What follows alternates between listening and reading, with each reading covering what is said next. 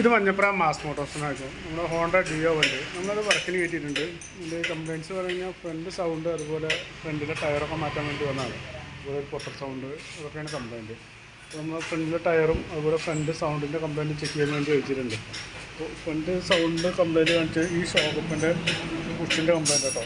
അത് അത്യാവശ്യം നല്ല രീതിയിൽ ഉണ്ട്. ഇതിലൊരു റബ്ബർ ബുഷ് വരും, അത് കംപ്ലീറ്റ് തേയ്മാനം വന്നിട്ട് പോയിക്കൂടി. മെറ്റൽ ബുഷ് മാത്രമേ ഉള്ളൂ, അതിൻ്റെയാണ് നല്ല രീതിയിൽ സൗണ്ട് കാണിച്ചിരുന്നത്. അതുപോലെ ലിങ്ക് ബുഷിൻ്റെ കംപ്ലയിൻറ്റും ഉണ്ട്.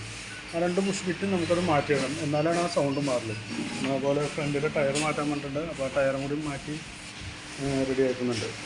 പിന്നെ വണ്ടി റണ്ണിങ്ങിൽ ഓഫായി പോകുന്ന കംപ്ലയിൻറ്റ് പറഞ്ഞിരുന്നു. അത് നമുക്ക് സ്ലോ സ്പീഡ് കുറവായിരുന്നു, അതിൻ്റെ ഒരു കംപ്ലയിൻ്റാണ് ആ റണ്ണിങ്ങിൽ ഓഫായി പോകുന്ന കംപ്ലയിൻറ്റ് ഉണ്ടായിരുന്നു. പിന്നെ ലെഫ്റ്റ് സൈഡ് മിറർ മാറ്റാൻ പറഞ്ഞിട്ടുണ്ട്, അതുകൊണ്ട് മാറ്റി റെഡിയാക്കാം. പിന്നൊരു പൊട്ടൽ സൗണ്ടിൻ്റെ ഒരു കംപ്ലയിൻറ്റും പറഞ്ഞു. അത് നമുക്ക് ഇവിടെ തന്നെ ഈ ഒരു യൂണിറ്റിൻ്റെ കംപ്ലയിൻ്റാണ്. അതിൻ്റെ ഉള്ളിൽ കാർബൺ ഡെപ്പോസിറ്റ് ഉണ്ടാകുകൊണ്ടാണ് നമുക്ക് ആ ഒരു പൊട്ടൽ സൗണ്ട് കാണിക്കുന്നത്. അപ്പോൾ നമുക്ക് ആ യൂണിറ്റ് ഒന്ന് അയച്ച് ക്ലീൻ ചെയ്യണ്ടോ, അതുകൂടി ക്ലീൻ ചെയ്ത് റെഡിയാക്കുന്നുണ്ട്. അപ്പോൾ നിലവിൽ വരുന്ന വർക്കിൻ്റെ ഒരു എസ്റ്റിമേറ്റ് കൂടി പറയാം. അതിൻ്റെ ഫ്രണ്ടിൽ bush kit, front tyre, mirror, ഇതെല്ലാം നോക്കിയിട്ടുള്ളൊരു എസ്റ്റിമേറ്റ് പറയാം. നോക്കിയിട്ടൊന്ന് റിപ്ലൈ ചെയ്താൽ മതി. ഓക്കെ.